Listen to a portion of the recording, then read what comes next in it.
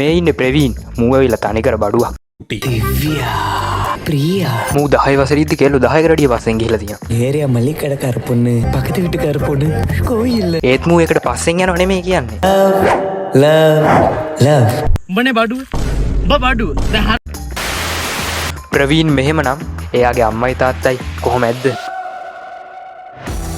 ප්‍රවීන්ගේ තාත්තා නම් ඉන්නේ බූට් එකක් කාලා වගේ. ඒකට ප්‍රවීන්ගේ අම්මා එයා ඉන්නේ ගුලියක් කාලා වගේ. ඉතින් ගයිස් අද අපි බලන්න යන්නේ 2026 උණු උණුවේ මෙරිලිස් වුණු යූත් කියන ෆිල්ම් එකේ රිවිව් එකක්. ரொம்ப பிடிக்குமா அம்மாவோட கம்மியா பிடிக்குமா இல்ல அம்மாவோட நிறைய பிடிக்கும் காலத்துல ஒரு பொண்ணு வந்துச்சுன்னா அவன் நம்மளை மறந்துடுவான்ல. මේ ෆිල්ම් එක ගැන විශේෂයෙන්ම කියනවා නම් මේ ෆිල්ම් එකේ ප්‍රවීන්ට පණපවන චරිතය කෙන්ම තමයි මේ ෆිල්ම් එක ඩිරෙක්ට් කරලා තියෙන්නේ. එහෙනම් අද අපි බලමු යූත් ෆිල්ම් එක බලන්න වටිනවද කියලා. ஏய் நீ ஐஏஎஸ்டா.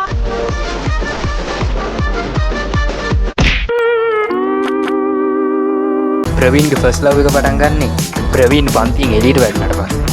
ඇත්තටම කියනවා නම් ප්‍රවීන් කොහොමද නේද කියලා යාළු කරගත්තේ. பிஞ்ச் කෙල්ලට කන්න අරන් දීලා. ප්‍රවීන්ටත් මොකද ඉතින්? තාත්තට බේකරියක් තියෙනවා ඒකෙන් කන්න අරන් දෙනවා. எங்க அப்பா பேக்கரி கடை தான் வச்சிருக்காரு நான் டெய்லி உனக்கு பஃப் எடுத்துட்டு வரேன்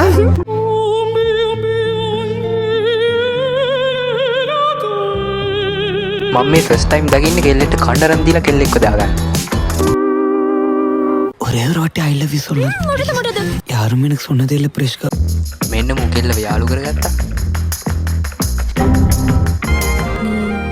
சிரிச்சா நான் ஊருக்கு போறேன் பிரவீன். ஊருக்கா මෙතනින් තමයි කතාවේ දෙවෙනි පරිච්ඡේදය පටන් ගන්න.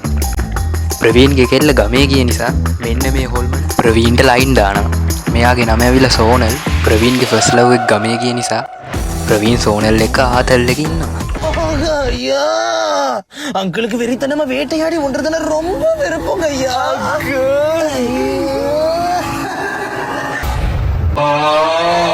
ප්‍රවීන් මෙහෙම ටික දවසක් සෝනල් එක්ක ආතල් එකේ ඉඳි நெல்ல ரொம்ப ஸ்மார்ட்டா இருக்கு. උඹනේ බඩුව උඹ බඩුව දැන් ගමේ ගිය ප්‍රවීන්ගේ ෆස්ට් ලව් එක ආයෙත් ඇවිල්ලා அவ்வளோதானா வேற என்ன?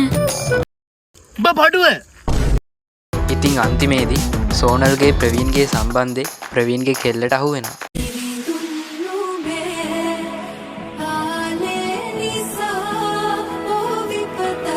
එතකොට ප්‍රවීන් මෙන්න මෙහෙම උත්තරයක් තමයි දෙන්නේ.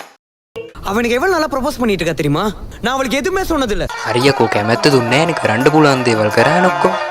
என்னைக்கு ஒரு லவ்ல டவுட் வந்துருச்சோ இனிமே அது லவ்வே ඊට පස්සේ මොකද උනේ කියනවනම් ඩබල් ගේම් ගහපු ප්‍රවීන් තනි වුණා. හරි ඔන්න ඊට පස්සේ පටන් ගන්නවා chapter 3. අය කියන්න දෙයක් නැහැ මූණන් තනිකර බඩු අම්ම තමයි.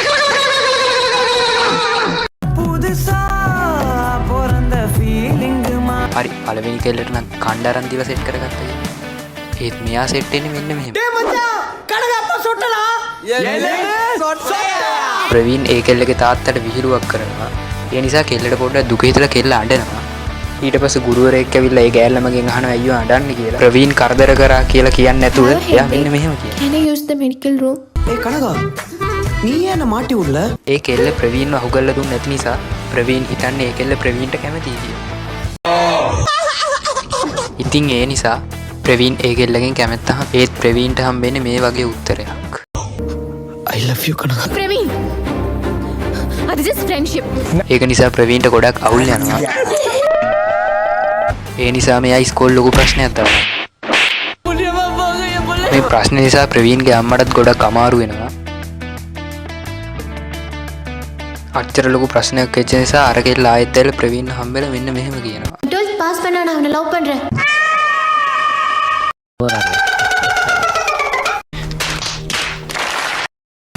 මේ වගේ මීහරකෙක් දෙන්න තියෙන්නේ නේද මුන්ට? අර ඉතින් ප්‍රවීන් අර කෙල්ල විභාගේ පාස් වෙන්න කිව්ව නිසා දාගෙන පාඩම් කරනවා.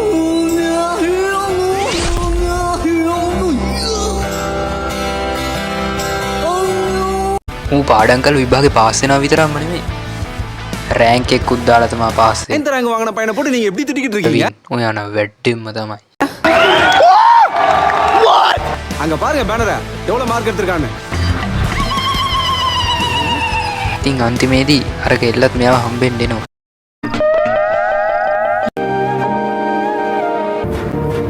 ඒත් ප්‍රවීන් ඒ කෙල්ලට බෑ කියලා කියනවා. ඉඳලා වෙනකනක වෙන. ඒකට ප්‍රධානම හේතුව තමා ප්‍රවීන් තේරුම් ගන්නවා මේ ලෝකේ තමන්ගේ දෙමව්පියෝ තරම් තමන්ට කවුරුත් ආදරේ නෑ කියලා. ඔන්න ඉතින් එහෙම යූත් ෆිල්ම් එක ඉවර වෙනවා. හරි මතක ඇතුව වීඩියෝ එකට ලයික් එකක් දාන්න. ඒ වගේම අපේ channel එක subscribe කරන්න.